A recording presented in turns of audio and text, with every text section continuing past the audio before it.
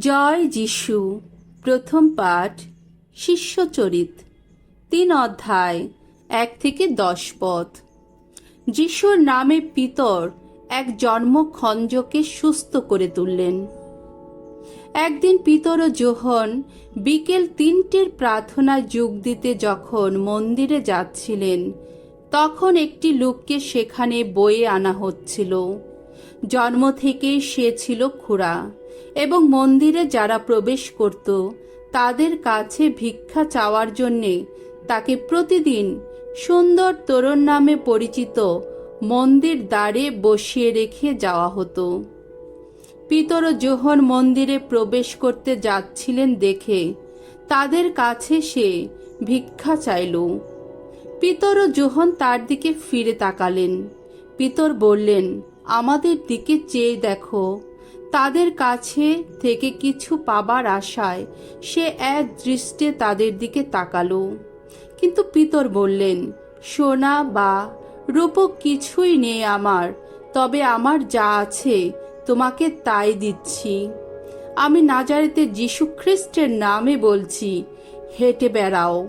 তারপর তার ডান হাত ধরে পিতর তাকে দাঁড় করিয়ে দিলেন। সঙ্গে সঙ্গে তার পায়েও গোড়ালিতে জোর এলো। সে এক লাফে উঠে হাঁটতে লাগলো। তারপর হাঁটতে হাঁটতে আর লাফাতে লাফাতে আর ঈশ্বরের বন্দনা করতে করতে সে তাদের সঙ্গে মন্দিরে প্রবেশ করল। সকলেই দেখল সে হেঁটে বেড়াচ্ছে, ঈশ্বরের বন্দনা করছে।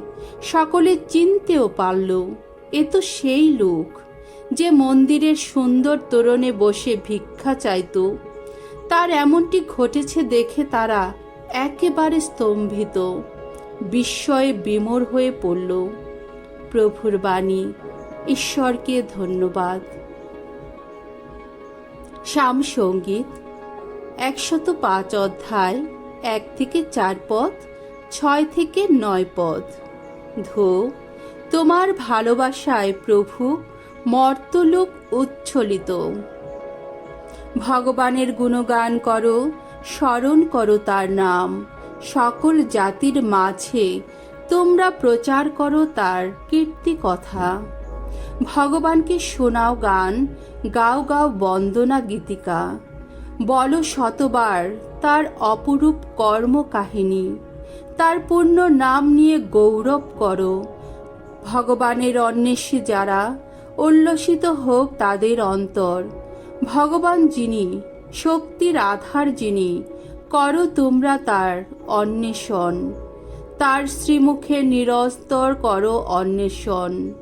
তার সেবক আব্রাহামেরই বংশধর তোমরা সবাই।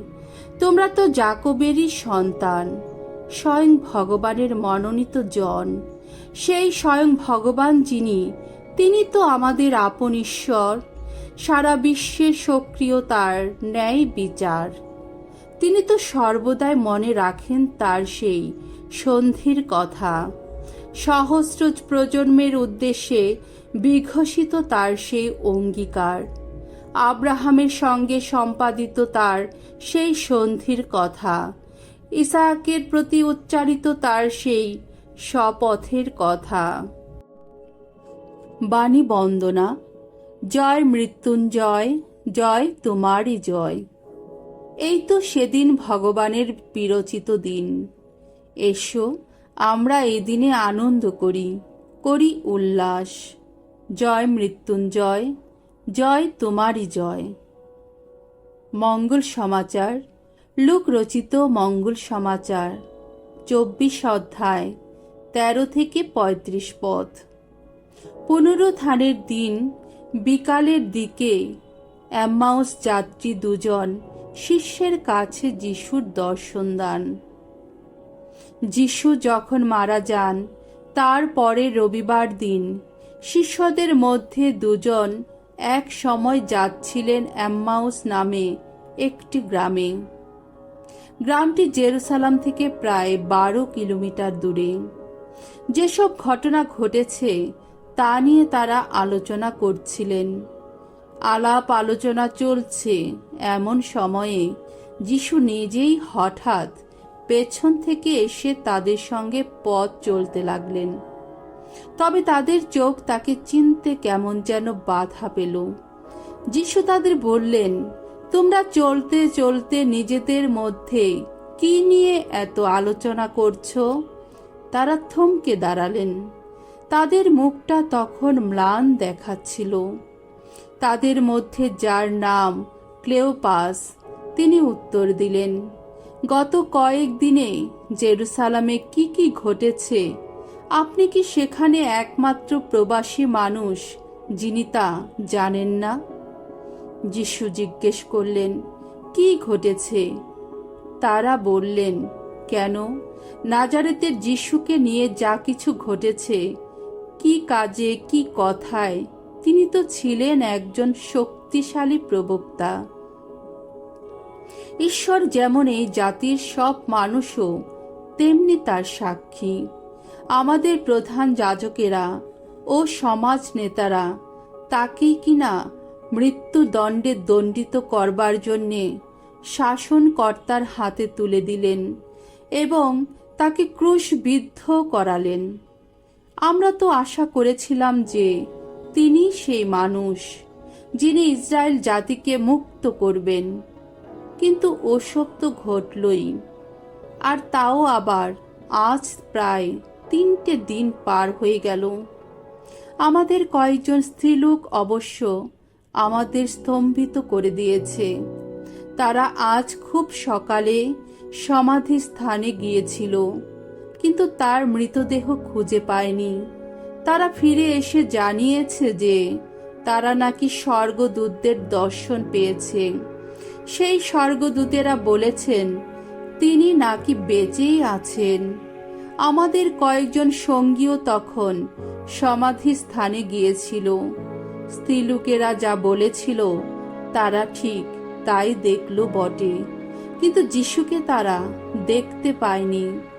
তখন যিশু তাদের বললেন, কি নির্বোধ তোমরা!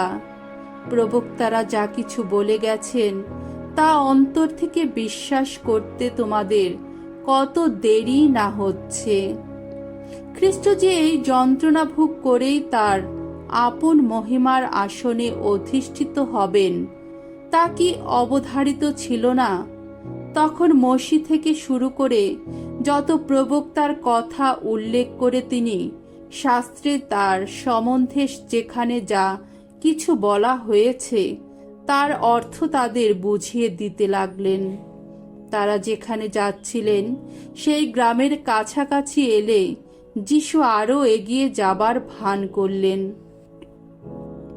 তারা কিন্তু তাকে বাধা দিলেন, বারবার বলতে লাগলেন, আমাদের সঙ্গেই থাকুন না, সন্ধ্যা হয়ে আসছে, বেলা প্রায় শেষ হয়ে এলো। তাই তিনি তাদের সঙ্গে থাকবার জন্য ভেতরে গেলেন। তিনি তাদের সঙ্গে খেতে বসেছেন। এমন সময়ে একখানা রুটি হাতে নিয়ে তিনি ঈশ্বরকে অতি ধন্যবাদ জানালেন। তারপর সেই রুটিখানি ছিঁড়ে টুকরো করে তাদের হাতে দিলেন। তখন তাদের দৃষ্টি যেন খুলে গেল। তারা এতক্ষণে তাকে চিনতে পারলেন, কিন্তু সঙ্গে সঙ্গে তিনি তাদের সামনে থেকে মিলিয়ে গেলেন। তারা পরস্পরকে বললেন, পথে তিনি যখন আমাদের সঙ্গে কথা বলছিলেন ও শাস্ত্রের অর্থ অমন বিশদভাবে বুঝিয়ে দিচ্ছিলেন, তখন আমাদের মনের ভেতরে কি একটা আগুন জ্বলছিল না? তারা সেই মুহূর্তেই পথে পা বাড়ালেন। জেরুসালামে ফিরে এলেন। তারা সেখানে এসে দেখতে পেলেন 11 জন প্রেরিত দূত ও তাদের সঙ্গীরা একসঙ্গে রয়েছেন। এরা তাদের দুজনকে বললেন, হ্যাঁ, কথাটা সত্য, প্রভু পুনরুত্থিত হয়েছেন। সিমনকে তিনি দেখাও দিয়েছেন পথে কি কি ঘটেছিল আর কিভাবে সেই রুটি ছেঁড়া দেখেই তারা যিশুকে চিনে ফেলেছিলেন। দুজন শিষ্য তখন এইসব কথা সকলকে শোনাতে লাগলেন। প্রভুর মঙ্গলময় বাণী। খ্রিস্ট প্রভু তোমার প্রশংসা হোক।